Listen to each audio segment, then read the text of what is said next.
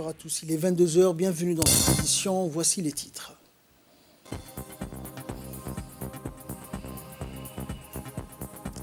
Le ministère des Finances et la Banque mondiale ont organisé donc une réunion sur la revue de gestion du portefeuille.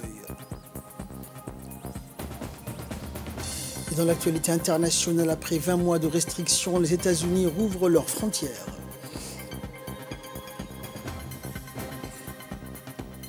Bonsoir à tous.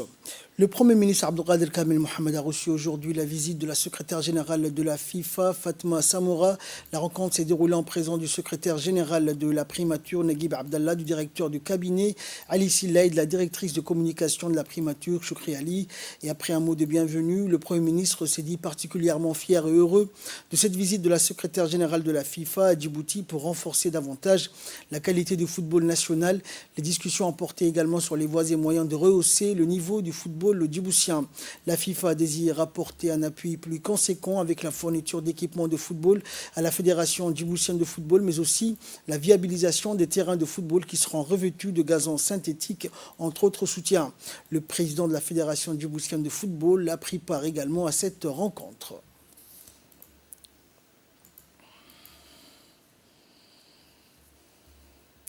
Le ministre de l'économie et des finances, Ilyas Moussa Daoualé, avec le représentant de la Banque mondiale, a présidé aujourd'hui une réunion portant sur la revue de la gestion du portefeuille au Djibouti Palace Kempinski. Le revue du portefeuille, exercice de concertation que la Banque mondiale organise en partenariat avec le gouvernement, qui a pour objectif de mesurer de visu l'état d'avancement et les progrès accusés dans la mise en œuvre des projets. En d'autres termes, l'objectif de la revue conjointe avait pour mission d'identifier et de lever les entraves inhérentes à l'exécution judicieuse des projets des portefeuilles afin que les programmes de développement aient des impacts sur le bien-être des populations. Plusieurs indicateurs respectifs ont été analysés durant cette réunion.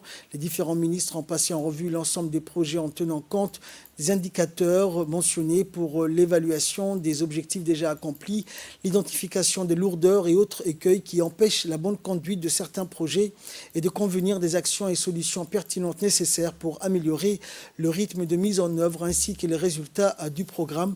Le gouvernement djiboutien, avec une forte représentation qui concentre l'essentiel du portefeuille de l'institution de Bretton Woods, ont pris part à la revue. Les interventions sur lesquelles les thématiques donc abordées ont suscité un vif intérêt chez les participants qui n'ont pas manqué de rebondir sur tel aspect ou telle autre ambiguïté qui leur posait quelques difficultés.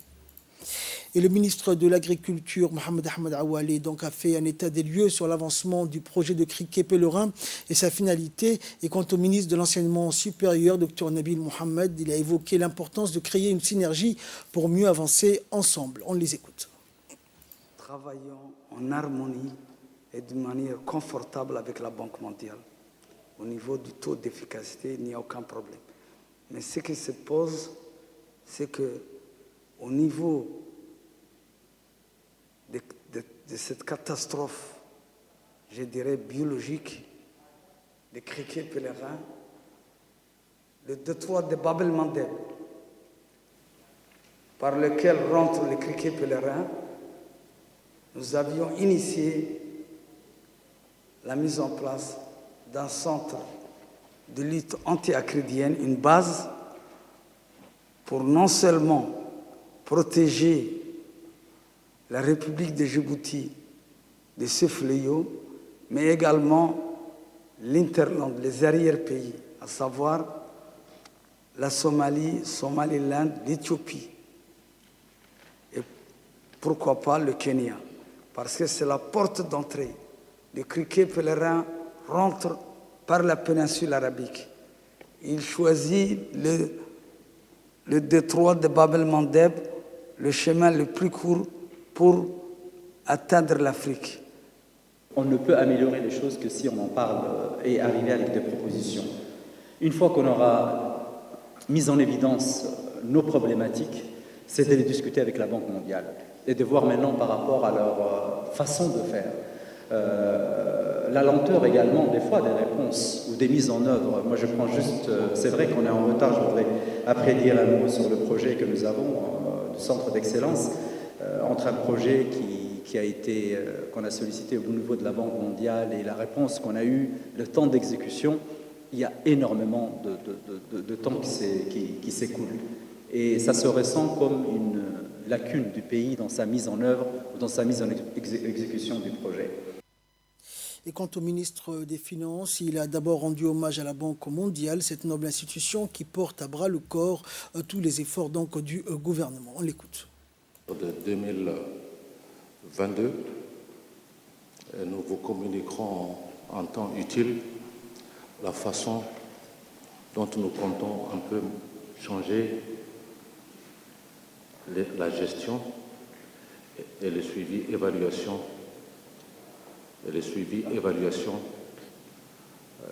des projets.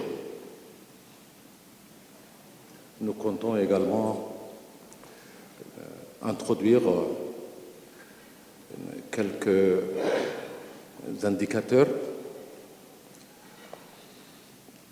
mais également sur l'architecture de gestion des projets. Tout cela parce que les ressources se font de plus en plus rares et nous comptons vraiment mettre un peu plus d'efforts dans les performances des projets. Nous souhaitons également, sur le plan de la gouvernance, en tout cas de suivi et de l'audit des différents projets, on aura l'occasion de parler ce matin, de modifier également les différents commissaires aux comptes, leur manière de les sélectionner, mais également les différents outputs seront également modifiés au début de l'année. Nous comptons spécialiser le corps d'inspection des finances, l'audit, en plus de commissaires qui sont choisis. Pourquoi? Parce que nous comptons utiliser le portefeuille, que ce soit de la Banque mondiale ou que ce soit de différentes autres institutions, nous souhaitons les utiliser comme un des principaux instruments de la conduite de notre politique budgétaire également. Nous souhaitons utiliser les projets comme catalyseurs, en tout cas dans notre processus. Notre performance, le portefeuille de Djibouti, sera apprécié par rapport à sa performance. Dans l'actualité également, le ministre du Travail a présidé ce matin un atelier donc organisé par l'IGAD sur le renforcement des capacités et la gouvernance de la migration du travail. Objectif de cet atelier qui va durer 2 jours est de renforcer la sensibilisation aux cadres continentaux et internationaux existants en matière de mobilité et de migration des travailleurs ainsi que les défis rencontrés dans leur mise en œuvre. Il a été aussi question d'élaborer un cadre pour la gouvernance des migrations de main-d'œuvre grâce aux expériences partagées par d'autres pays. Cela permettrait à renforcer donc le réseau entre les CER et enfin convenir à divers mécanismes d'apprentissage continu, mais aussi d'échange d'informations. Et enfin d'élaborer une stratégie pour la mise en place d'un cadre qui guidera le suivi et le compte-rendu des progrès et des défis par rapport au contexte mondial et régional en matière de migration.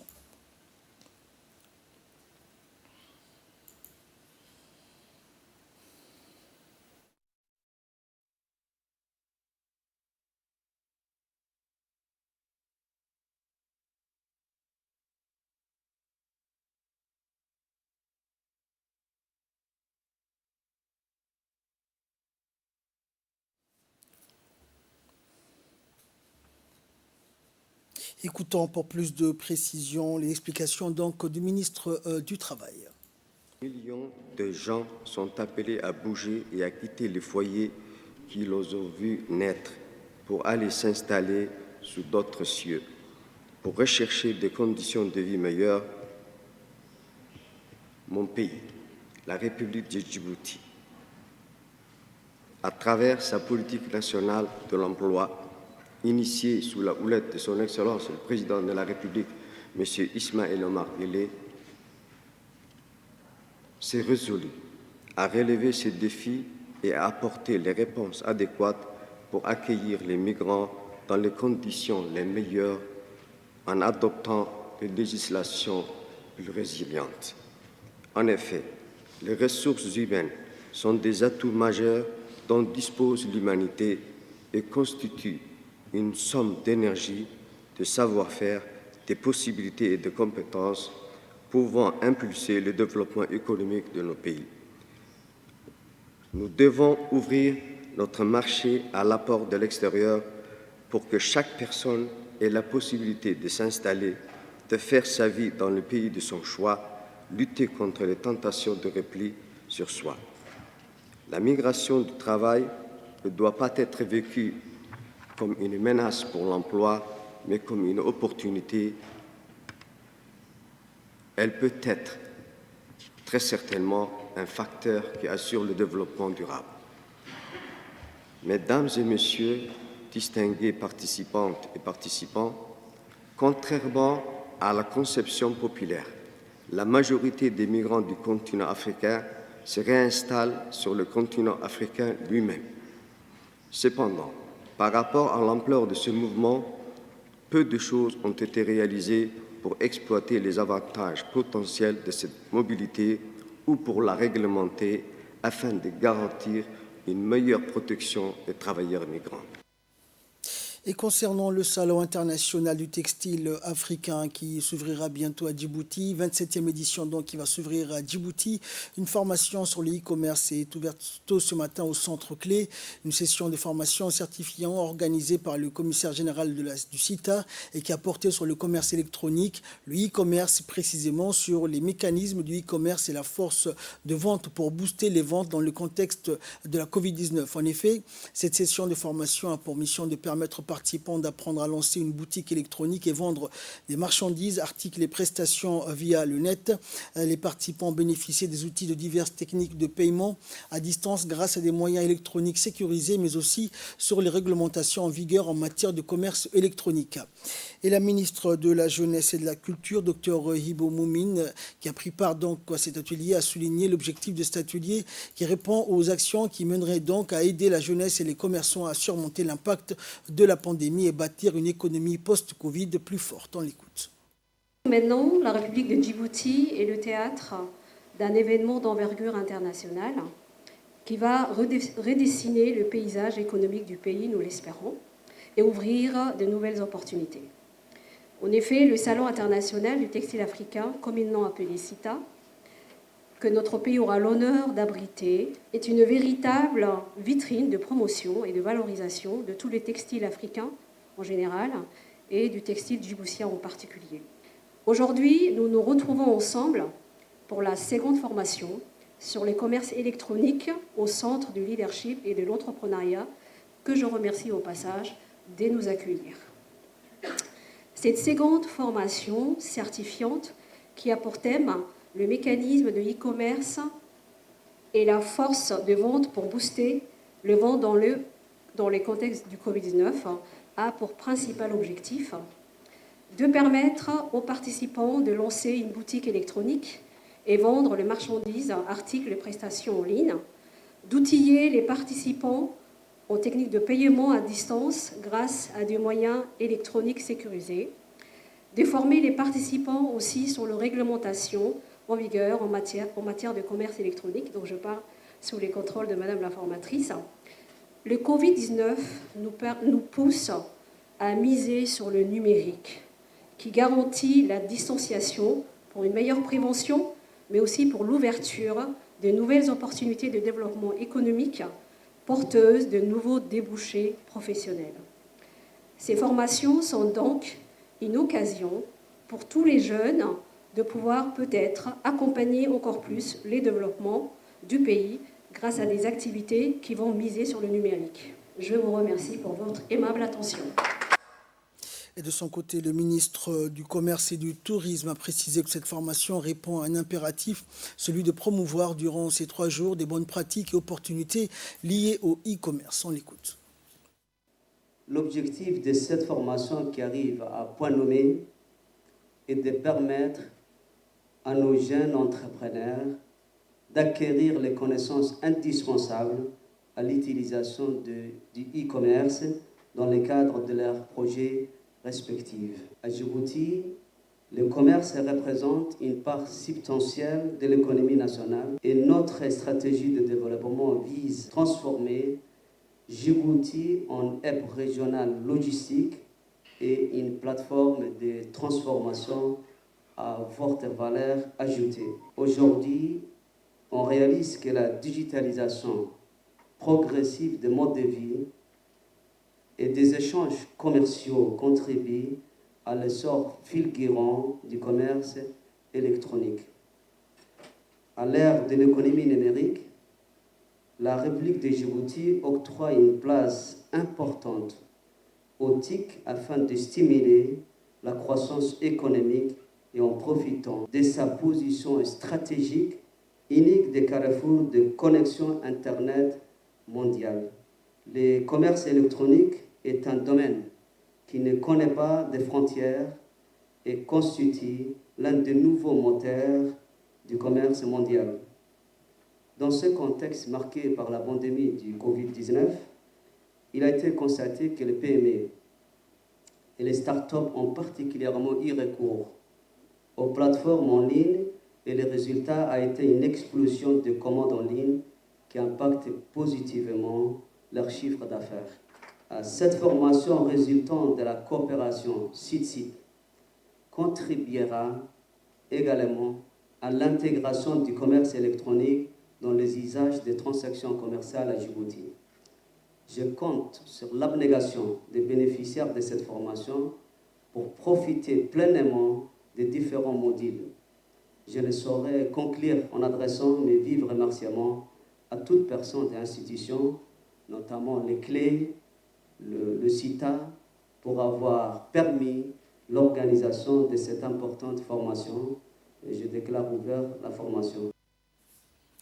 Et ce communiqué qui nous parvient de la mairie de la ville de Djibouti, la mairie donc informe les usagers de la route que les voies autour du Palais du Peuple seront fermées les 9 et 10 novembre prochains à midi donc en raison de la tenue de la 7e édition du Salon international du textile africain dénommé CITA. Autre communiqué qui nous parvient cette fois-ci de l'EDD, l'électricité de Djibouti informe son aimable clientèle que l'agence du Palais du Peuple sera fermée les 9, 10 et 11 novembre prochains pour des raisons de festivité. Et durant cette période, l'EDD redirige ses clients vers les agences Palmeraie et République qui seront heureux de les accueillir. L'EDD remercie donc ses clients pour leur compréhension. Les membres de la Commission des finances, de l'économie générale et du plan de l'Assemblée nationale ont entamé aujourd'hui, sous la présidence du député Chalmaké Moussa, l'examen du projet de loi numéro 138 de la 8e législature relatif à la loi des finances rectificatif des finances de l'État pour l'exercice 2021. Lors de cette assise qui s'est déroulée en 2 temps, le gouvernement était représenté par le ministre du Budget, Abdelkarim Adencher, accompagné des hauts responsables du ministère. Les premiers axes de discussion qui ont regroupé les membres de la commission, des députés non membres et le département ministériel en charge des ressources et dépenses publiques ont porté sur les nouveautés et changements contenus par le projet de loi et des recettes corrigées. Au terme de ces échanges, la commission a conclu ses travaux et prévoit donc d'entériner la suite de son agenda dans les jours qui viennent.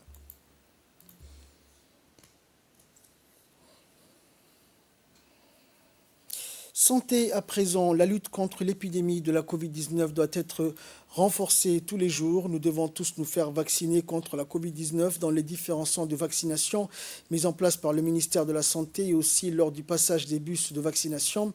À l'heure actuelle, la vaccination est la seule prévention certaine face à la pandémie du coronavirus. Le dernier chiffre des personnes vaccinées est de 65 602. Toujours est-il que la fréquence des personnes vaccinées qui ont reçu les doses de vaccin contre la Covid-19 doit constamment augmenter parce que les vaccins sont disponibles dans notre pays. La vaccination étant la seule protection contre la pandémie de la Covid-19, nous devons aussi redoubler de vigilance en portant un masque, en se faisant dépister au moindre soupçon de symptômes. Depuis le début de la pandémie, le ministère de la Santé a réalisé 239 396 tests Covid, 14 492 personnes ont été diagnostiquées positives, 13 277 personnes ont été déclarées guéries et on comptabilise au total 186 décès depuis l'apparition de la pandémie. Le risque de reprise des cas de contamination du virus Covid-19 n'est toujours pas écarté, même si le taux de positivité reste en dessous du seuil d'alerte. Et en ce lundi 8 novembre, le ministère de la Santé a effectué 334 tests pratiques avec 2 cas positifs. Donc aucun décès n'a été signalé. Enfin, le message que nous délivrons à la population djiboutienne est le suivant: restez toujours vigilants face à la pandémie. Protégez-vous donc et protégez votre famille, votre entourage et les autres en se faisant vacciner toutes et tous. Et dans le cadre du programme national d'alphabétisation, l'Union nationale des femmes djiboutiennes, en collaboration avec ses partenaires et les comités de gestion communautaires, a organisé une vaste campagne de sensibilisation pour promouvoir les cours d'alphabétisation pour les adultes. Et ce programme national d'alphabétisation s'inscrit dans le cadre global de lutte contre l'analphabétisation qui se poursuit toujours dans les différents quartiers, notamment dans le quartier Hayabley, campagne de sensibilisation qui a pour objectif d'encourager et d'inciter la population djiboutienne à profiter des cours d'alphabétisation fonctionnels qui se déroulent dans les écoles de leur quartier.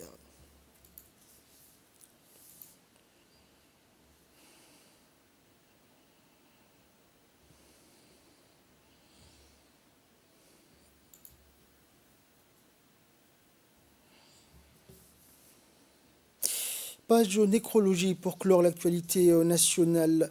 Nous avons appris donc le décès du jeune Abdallah Hassan Dileita, décédé donc suite à un accident sur la route Tadjoura-Balho dans la région de Tadjoura ce samedi. Le défunt donc Abdallah Hassan laisse une grande famille derrière lui, dont une veuve et 2 enfants. Et partageant la douleur de la famille éprouvée, nous présentons nos sincères condoléances à la famille de feu Abdallah Hassan. Nous prions le Tout-Puissant et Tout Miséricordieux de l'accueillir en son paradis éternel.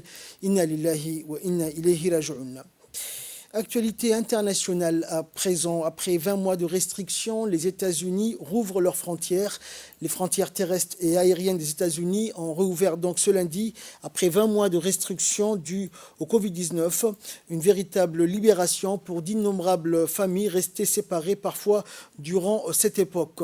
Et plus d'une trentaine de pays sont concernés par la levée partielle des restrictions, mais les autorités américaines continueront d'exiger des tests négatifs de moins de 72 heures. Elles entendent par ailleurs surveiller le statut vaccinal des voyageurs. En revanche, confirmation notable, tous les vaccins approuvés par l'OMS seront acceptés selon la procédure d'urgence mise en place par l'OMS. Cela signifie que les vaccins Johnson & Johnson, Moderna, Pfizer, BioNTech, AstraZeneca, l'Indien Covaxin et les Chinois Sinopharm et Sinovac permettront tous de franchir la frontière américaine, le russe Sputnik 5 étant toujours sous examen.